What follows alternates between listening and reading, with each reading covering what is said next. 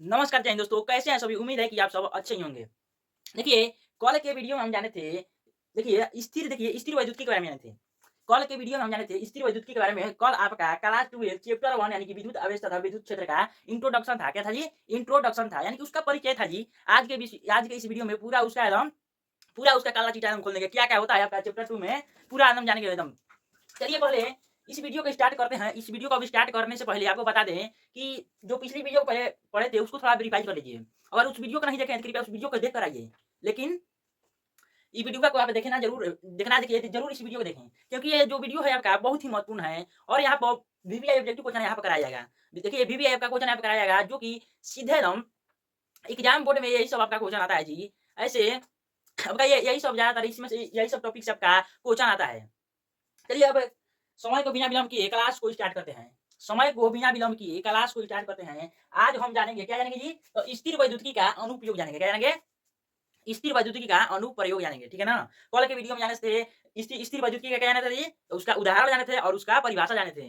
यानी कि जिसमें रुका, देखिए वह पदार्थ जिससे रुका हुआ आवेशों का वह पदार्थ जिससे रुका हुआ आवेशों का अध्ययन कहता है, उन्हें हम स्थिर वैद्युतिकी कहते हैं। यही ना था जी कल के क्लास में। कल के क्लास में यही था, लेकिन आज के क्लास में इनका प्रयोग जानेंगे कि स्थिर वैद्युतिकी का कहाँ-कहाँ प्रयोग होता है, किस-किस चीज़ में स्थिर वैद्युतिकी का प्रयोग हम करते हैं। आज हम इसी के बारे में चलिए हम क्लास को स्टार्ट करते हैं। चलिए, आपका टॉपिक है जी स्थिर वैद्युतिकी का। देखिए आपका टॉपिक है यहाँ पर स्थिर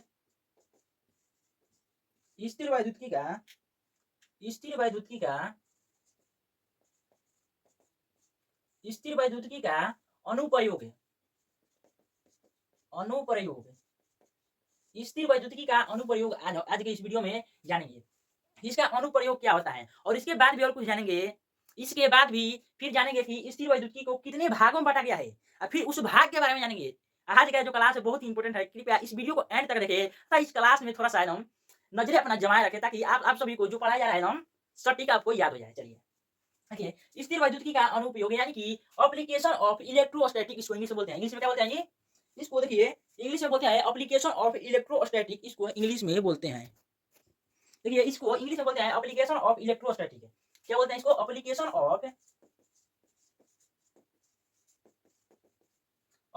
ऑफ इलेक्ट्रोस्टैटिक बोलते हैं।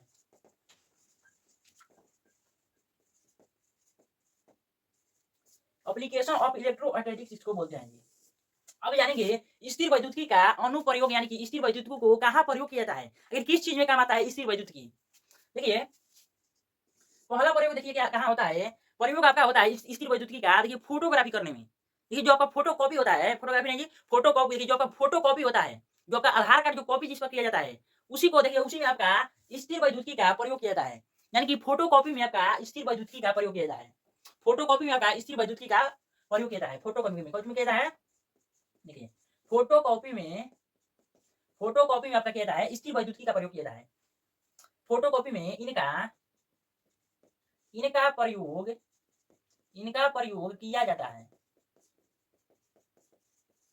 फोटोकॉपी में इनका प्रयोग किया जाता है। और दूसरा बात करें तो देखिए जो स्थिर वैद्युतिकी का अनुप्रयोग, देखिए जो आपका दूसरा बात करते हैं, दूसरा है आपका क्या है? दूसरा आपका है संधारित्र के सिद्धांत पर ये स्थिर वैद्युतिकी कार्य करता है। संधारित्र क्या है? संधारित्र जो है ना एकदम विद्युत को एक ही जगह पूरा संचित कर लेता है। पूरा मिलियन, देखिए मिलियन जो आवेश होता है उसको एकदम एक ही जगह में संचित कर लेता है। उसको हम संधारित्र बोलते हैं, संधारित्र बोलते हैं। यानी कि देखिए जो आपका स्थिर वैद्युतिकी है ये संधारित्र पर, यानी कि संधारित्र के सिद्धांत पर कार्य करता है। स्थिर वैद्युतिकी के सिद्धांत पर कार्य करता है। क्या करता है? जो आपका संधारित्र होता है वो भी स्थिर वैद्युतिकी के सिद्धांत पर कार्य करता है। ये कुछ खास नहीं है इसमें। देखिए संधारित्र, देखिए क्या है संधारित्र? देखिए संधारित्र देखिए संधारित्र भी स्थिर वैद्युतिकी के सिद्धांत पर कार्य करता है। संधारित्र भी स्थिर स्थिर वैद्युतिकी के सिद्धांत पर कार्य करता है। संधारित्र भी स्थिर वैद्युतिकी के, देखिए संधारित्र भी स्थिर वैद्युतिकी के सिद्धांत पर कार्य करता है। आपका जो देखे होंगे वान डे ग्राफ जो होता है, वान डे ग्राफ भी आपका किस पर कार्य करता है? तो स्थिर वैद्युतिकी के सिद्धांत पर आपका वान डे ग्राफ भी कार्य करता है। वान डे ग्राफ जो होता है वो भी स्थिर वैद्युतिकी के सिद्धांत पर कार्य करता है आपका। देखिए जो आपका वान डे ग्राफ जनित होता है, तीसरा पॉइंट देखिए आपका वान डे ग्राफ जो आपका जनित होता है वो भी स्थिर वैद्युतिकी के सिद्धांत पर कार्य करता है। देखिए वान डे ग्राफ देखिए क्या है आपका तीसरा, देखिए one day graph one day graph one day graph जनित भी स्थिर वैद्युतिकी के स्थिर वैद्युतिकी के सिद्धांत पर कार्य करता है।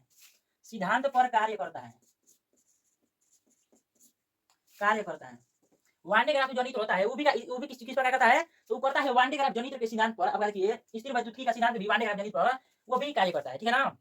अब इसका यही आपका उपयोग है, इनका यानी कि यही आपका अनुप्रयोग है। देखिए यानी कि फोटोकॉपी में जो का फोटोकॉपी होता है, देखिए जो का फोटोकॉपी हो जाए यानी कि जो आधार कार्ड जो फोटोकॉपी करने वाला होता है जो मशीन है, देखिए उसमें भी आपका स्थिर वैद्युतिकी का प्रयोग यानी किया जाता है। जो का देखिए संधारित्र है वो भी जो है ना स्थिर वैद्युतिकी के सिद्धांत पर ही कार्य करता है, और जो का वान डे ग्राफ जनित्र है वो भी स्थिर वैद्युतिकी के सिद्धांत पर ही कार्य करता है। चलिए अब हम जानेंगे, क्या जानेंगे जी, तो स्थिर वैद्युतिकी के अब कुछ भाग के बारे में जानेंगे। ऐसे देखिए स्थिर वैद्युतिकी, यहाँ पर आपको यहाँ से लोग आवाज करिए, क्या जानेंगे जी। देखिए क्या जानेंगे हम यहाँ पर जानेंगे स्थिर वैद्युतिकी के, देखिए स्थिर वैद्युतिकी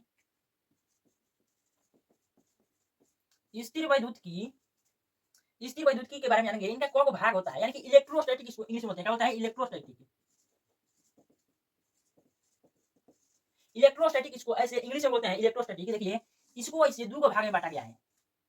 देखिए इलेक्ट्रोस्टैटिक ऐसे दो भाग में बांटा गया है, तो कौन कौन है, तो वो है आपका विद्युत आवेश तथा क्षेत्र तथा इस देखिए स्थिर वैद्युत विभव तथा धारिता, यही सब आपका यहाँ पर भाग है। पहला भाग है आपका देखिए विद्युत आवेश है, देखिए विद्युत आवेश तथा क्षेत्र है आपका। क्या है पहला विद्युत आवेश, देखिए विद्युत आवेश तथा क्षेत्र है, पहला। दूसरा का है, तो दूसरा है आपका वैद्युत विभव तथा धारिता है। क्या है दूसरा, वैद्युत विभव तथा धारिता है। देखिए दूसरा है आपका वैद्युत विभव तथा धारिता, दूसरा हो गया। देखिए पहला है आपका विद्युत आवेश तथा क्षेत्र, क्या है पहला विद्युत आवेश तथा क्षेत्र है, दूसरा का है देखिए स्थिर वैद्युत विभव, देखिए विद्युत विभव तथा धारिता, यही सब आपका दूसरा है। देखिए ऐसे इसको इंग्लिश में क्या बोलेंगे, देखिए इलेक्ट्रिक चार्ज एंड फील्ड, इसको ऐसे इंग्लिश में बोलेंगे, क्या बोलेंगे इंग्लिश में, इलेक्ट्रिक चार्ज एंड, देखिए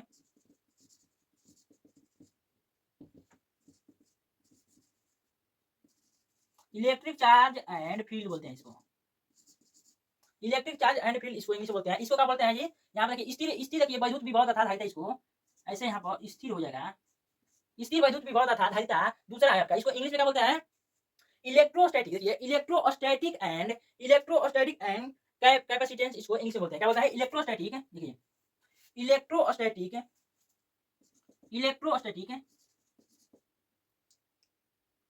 इलेक्ट्रोस्टैटिक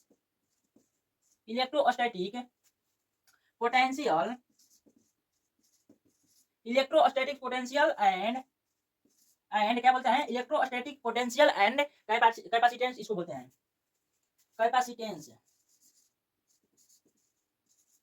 इसको इंग्लिश बोलते हैं इलेक्ट्रोस्टैटिक पोटेंशियल एंड कैपेसिटेंस, इसको ऐसे इंग्लिश में बोलते हैं। अब हम जानेंगे पहले विद्युत आवेश के बारे में, क्या जानेंगे, विद्युत आवेश के बारे में पहले जानेंगे कि विद्युत आवेश क्या होता है। अब जानिए देखिए विद्युत आवेश के बारे में जानिए, क्या जानेंगे आप, अब जानेंगे विद्युत आवेश यानी कि इलेक्ट्रिक चार्ज क्या होता है, इलेक्ट्रिक चार्ज यानी कि विद्युत आवेश क्या होता है, इसके बारे में जानिए। देखिए वैद्युत आवेश, या इसको ऐसे विद्युत आवेश भी बोलते हैं, विद्युत आवेश को ऐसे इंग्लिश में क्या बोलते हैं जी, इसको इंग्लिश में बोलते हैं इलेक्ट्रिक चार्ज,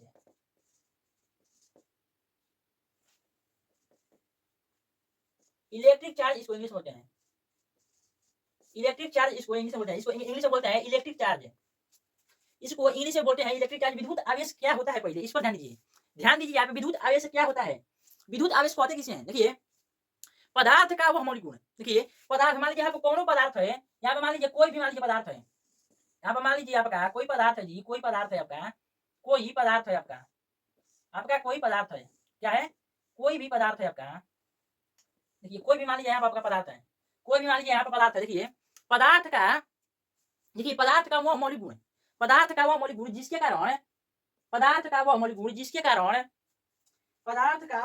जिसके कारण पदार्थ में विद्युतीय तथा चुंबकीय आवेश उत्पन्न होता है।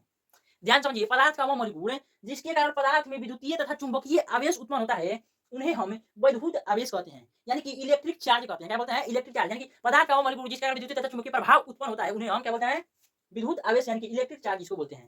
देखिए समझिए इसको, देखिए अब इसका थोड़ा सा डिफिनेशन आप लिख लीजिए। पदार्थ का वह अमूल गुण है, पदार्थ का, देखिए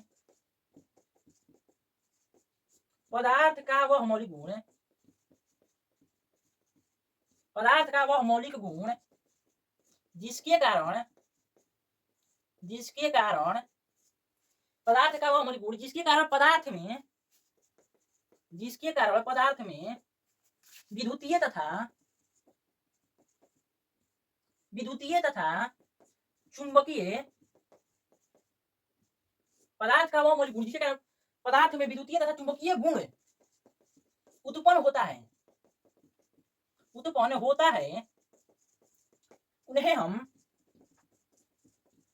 उन्हें हम क्या बोलते हैं जी, उन्हें हम विद्युत आवेश बोलते हैं, उन्हें हम विद्युत यानी कि विद्युत आवेश बोलते हैं, विद्युत आवेश यानी कि इलेक्ट्रिक चार्ज बोलते हैं,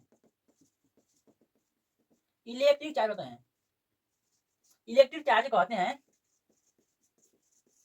समझिए क्या है, पदार्थ का वह मौलिक गुण जिसके कारण पदार्थ में विद्युतीय तथा चुंबकीय गुण उत्पन्न होता है, उन्हें हम, देखिए विद्युत आवेश कहते हैं, उन्हें हम विद्युत आवेश कहते हैं। देखिए ऐसे इसको शॉर्ट में आप याद करना चाहते तो आप इतना भी याद कर लीजिए, जिनको ये थोड़ा सा नहीं याद हो रहा होगा 2-3 लाइन का, तो ये आप लिख लीजिए, या इसको ऐसे भी इसको बोल सकते हैं, पदार्थ के मौलिक गुण को क्या बोलते हैं, विद्युत आवेश बोलते हैं, ऐसा क्या बोल सकते हैं।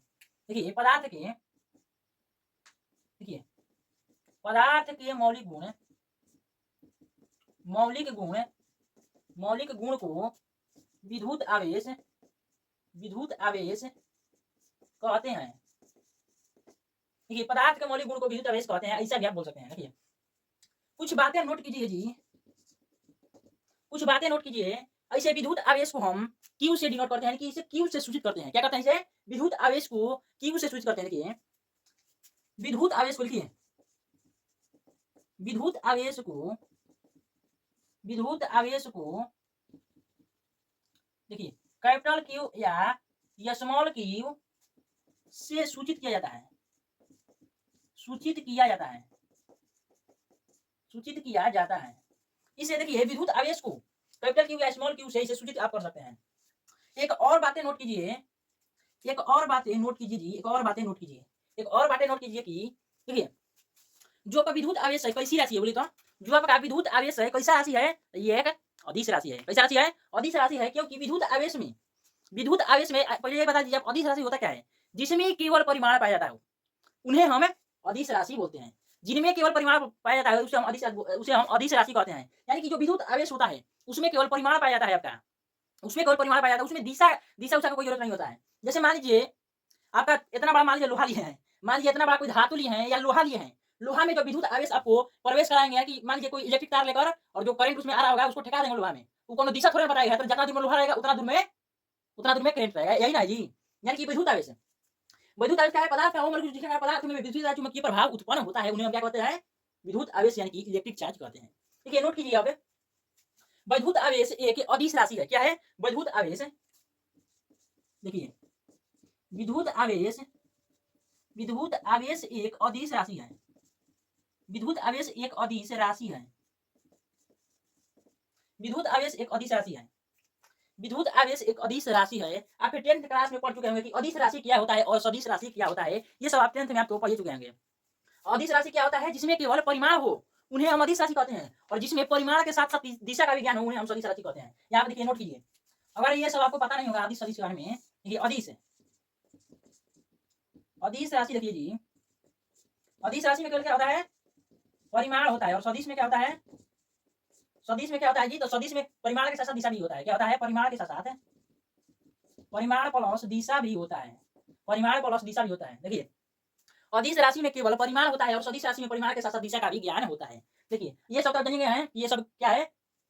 अब थोड़ा सा अगली टॉपिक पर चर्चा करते हैं, और कुछ ऐसे, और कुछ इसमें नोट आपको करवाएंगे। क्या करवाएंगे, तो कुछ मान लीजिए आपको करवाएंगे विद्युत आवेश, विद्युत आवेश का एसआई मात्रा क्या होता है, विद्युत आवेश का एसआई मात्रा क्या होता है, इसका सबसे बड़ा मात्रा क्या होता है, इसका सबसे छोटा मात्रा क्या होता है, इसका सीजीएस मात्रा क्या होता है, पूरा डिटेल से जानेंगे। रुकिए तो सही, थोड़ा सा देखिए आप, देखिए क्या होता है।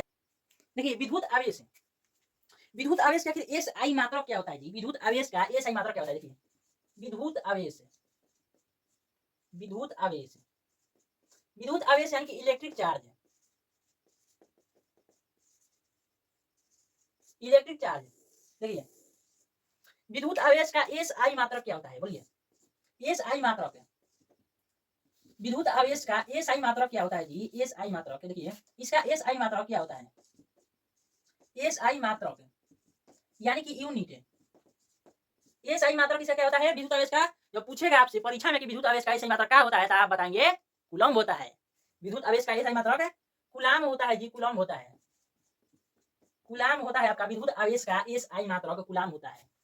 और इसका सीजीएस मात्रक की बात करें तो क्या होगा, देखिए विद्युत आवेश का सीजीएस मात्रक, देखिए सीजीएस मात्रक, सीजीएस मात्रक यानी कि सीजीएस यूनिट, सीजीएस यूनिट क्या होगा जी, तो इसका स्टेट कूलम्ब आपका सीजीएस यूनिट होता है, स्टेट कूलम्ब, स्टेट कूलम्ब होता है आपका सीजीएस मात्रक, स्टेट कूलम्ब आपका सीजीएस मात्रक आपका होता है।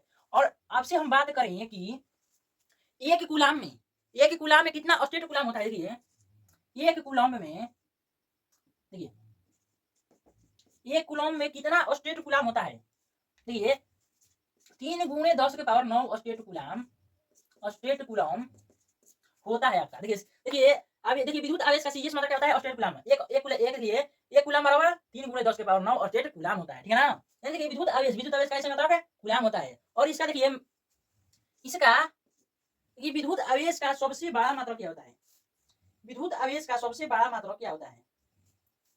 और देखिए विद्युत आवेश का सबसे बड़ा मात्रक, विद्युत आवेश का सबसे बड़ा मात्रक, सबसे बड़ा मात्रक क्या होता है, बोलिए तो फैराडे होता है जी। विद्युत आवेश का सबसे बड़ा मात्रक फैराडे होता है, फैराडे होता है। विद्युत आवेश का सबसे बड़ा मात्रक फैराडे होता है। चलिए और इसका सबसे छोटा मात्रक की बात करें तो क्या होगा, विद्युत आवेश का सबसे छोटा मात्रक, सबसे छोटा मात्रक, विद्युत आवेश का सबसे छोटा मात्रक क्या होता है जी, विद्युत आवेश के सबसे छोटा मात्रक फ्रैंकलिन होता है। क्या होता है, फ्रैंकलिन। देखिए विद्युत आवेश के सबसे छोटा मात्रक फ्रैंकलिन, देखिए फ्रैंकलिन होता है।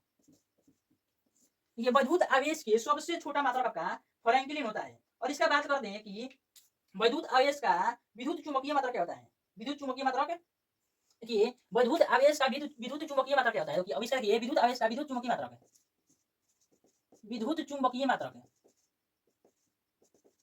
ये विद्युत आवेश का विद्युत चुंबकीय मात्रक।